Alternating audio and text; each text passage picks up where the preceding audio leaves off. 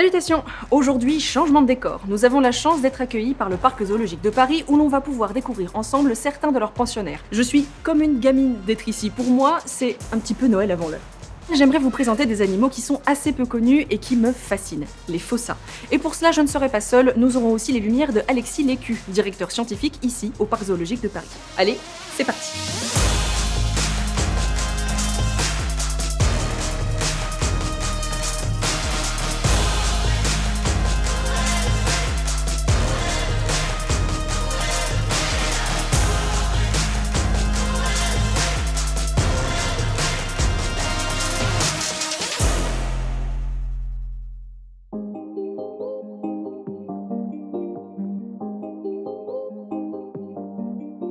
Mais d'abord, plongeons-nous dans l'histoire de la Terre. Il y a 250 millions d'années, la géographie de notre planète était complètement différente de ce que l'on peut connaître aujourd'hui. Les continents étaient regroupés en supercontinents et celui qui contenait les actuels Madagascar, Afrique, Inde et Australie était le Gondwana. Par le phénomène de la tectonique des plaques, ces grands pans de terre ont commencé à se séparer pour finalement prendre les places qu'on leur connaît aujourd'hui. Voilà donc des milliers, que dis-je, des millions d'années que certains de ces territoires sont partis faire cavalier seuls au milieu de plus ou moins grandes étendues d'eau avec la faune qui la peuplait. Et isolée de tout, cette faune s'est diversifiée, faisant apparaître des espèces uniques que l'on ne peut rencontrer que dans ces contrées reculées. Parmi elles, une silhouette allongée que l'on peut apercevoir furtivement dans les hauteurs des arbres dans les forêts malgaches, mais aussi ici, au parc.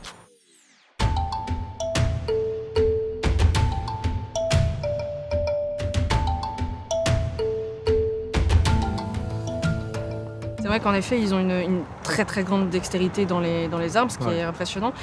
Quelles sont les particularités anatomiques qui lui permettent une telle agilité Déjà le balancier de la queue, parce qu'il a la queue qui fait à peu près la même taille que son corps. Qui n'est pas tout à fait préhensible. Il n'est pas tout à fait ou elle n'est pas du tout? Elle n'est pas du tout. Mais par contre, c'est un très bon balancier. C'est un cylindre de muscles, en fait. Les premières fois qu'on a endormi des fossas ici pour faire des contrôles, la palpation de cet animal est vraiment particulière par rapport à un chat ou à un animal de même taille. C'est juste du muscle en fait. Et donc ça peut tenir dans des positions, et on le voit d'ailleurs pendant les accouplements des fois, des positions complètement invraisemblables que quelques paresseux ou quelques primates savent faire, de tenir sur un doigt d'une patte accrochée à l'envers, faire des retours. Même pendant un accouplement? Même pendant un accouplement quand ça tourne mal. C'est des animaux qui sont vraiment des athlètes complets.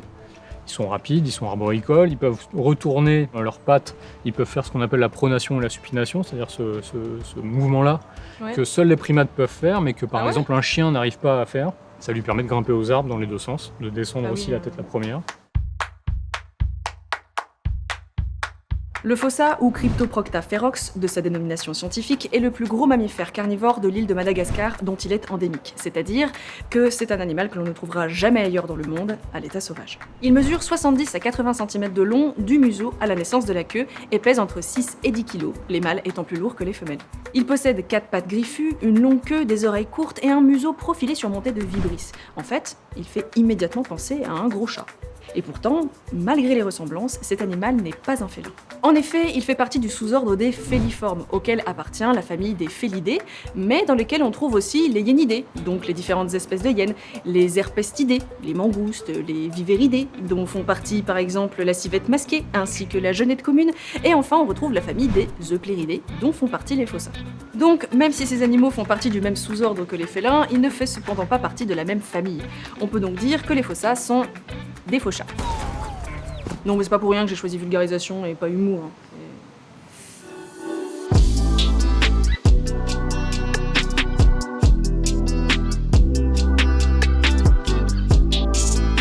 Alors on a un couple de fossas, par zoologique, une femelle qui s'appelle Zanahari et un mâle qui s'appelle Sambara, qui sont depuis 2018 ensemble, enfin en tout cas ensemble, dans le parc. La particularité de cette espèce, une des particularités, c'est que le mâle et la femelle sont très peu de temps ensemble, à peu près quelques jours dans l'année, c'est tout.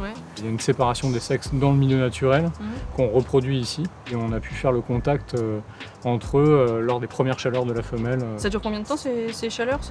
Alors c'est pas très facile à détecter et ça variable. dure sur très peu de jours. Ça se manifeste comment, cette période de chaleur? Même si Bah, c'est difficile. elle est apparemment, déjà de plus lutter. intéressée par le mâle, parce que normalement, qu'elle croise n'importe quel autre fossa, ça se finit en bagarre Ah ouais. et même en risque de mortalité.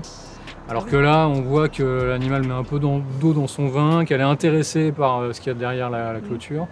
Ce qui est assez marrant d'ailleurs, c'est ce qu'on reproduit ici, c'est souvent féodé à un endroit. Et il y a souvent un arbre de reproduction, parce que c'est la femelle qui monte tout en haut d'une branche. Et l'accouplement a en général lieu à la cime de cette branche, qui est la branche qui va bien pour ça. Et en fait, elle choisit lequel des mâles va pouvoir monter à cet arbre. En général, il y a un ou plusieurs mâles qui sont en bas et qui attendent le droit de pouvoir monter. Et c'est ce qui s'est passé aussi avec nous. Et donc on a, c'est ça, une semaine de surveillance très très proche, parce qu'il faut qu'on soit sûr de les avoir mis au bon moment et il faut qu'on soit sûr de les retirer avant que ce soit trop la fin.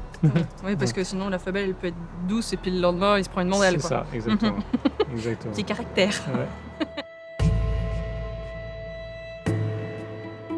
Ainsi, l'agile fossa balade sa silhouette allongée dans les hauteurs. Mais n'oublions pas que derrière cet expert de l'acrobranche se cache aussi un prédateur carnivore. Et son plat favori reste les lémuriens, des primates endémiques de Madagascar aussi, qui composent près de 50% de leur alimentation. Mais ces animaux restent des prédateurs opportunistes et peuvent se mettre sous la dent nombre d'autres proies, le plus souvent des vertébrés comme des serpents ou des ténrecs, des petits mammifères comparables aux hérissons ou aux musaraignes. Comme dans la nature, ils ont tendance à manger un peu tout, cela pourrait même les pousser, selon la croyance à Madagascar, à se nourrir sur les corps des ancêtres enterrés dans des fosses peu profondes dans la forêt, ce qui fait que cet animal et d'autres de ses cousins plus petits font l'objet, selon les régions de l'île, d'un fadi, un tabou, une interdiction culturelle stricte de consommer ces animaux, ce qui les met plus ou moins à l'abri de la chasse. Mais malgré cette relative tranquillité face à des chasseurs humains, les fossas ne sont pas à l'abri de l'extinction. En effet, ces charmants animaux sont classés comme espèces vulnérables par l'UICN. Étant des animaux arboricoles, les fossas voient leur prospérité menacée par la réduction progressive de leur territoire due à la déforestation de l'île. On est quand même sur une espèce qui est représentée par entre 30 et 50 individus en captivité en Europe. Il faut se rendre compte qu'on parle de chiffres assez dérisoires, parce que dans le milieu naturel, c'est 2500 à 3000 peut-être. Donc chaque fossa est important. Donc chaque reproduction est importante, qu'elle se passe à Madagascar, aux États-Unis ou en Europe. Et ça fait toujours un fossa de plus sur la planète quand même. Si jamais vous avez un petit bébé qui viendrait à naître ici, est-ce qu'il pourrait être réintroduit à Madagascar ou pas? Ou comment ça se passe en fait, ce genre de choses? Alors en fait, il y a une réponse par espèce. Alors si on parle des fossas, on va dire la complexité vient du fait que c'est un prédateur. La complexité vient pas du fait est-ce qu'il va savoir chasser ou pas, parce que ça c'est pas un problème. C'est en général un comportement qui s'acquiert très vite. Qu'il a été élevé en captivité ou pas, il y a des réflexes qu'on voit apparaître. Voilà, exactement. Si on veut, on peut appeler ça instinct. Mais en tout cas, c'est pas un souci. Le souci, ça va être d'appréhender les risques de son entourage, la distance avec l'homme, toutes ces choses-là qu'il va falloir qu'il reparamètre s'il va dans le milieu naturel. Parce qu'évidemment, ici, il entend des voitures, il voit des gens toute la journée, donc pour lui, ça fait partie du normal. Alors qu'à Madagascar, c'est pas le cas.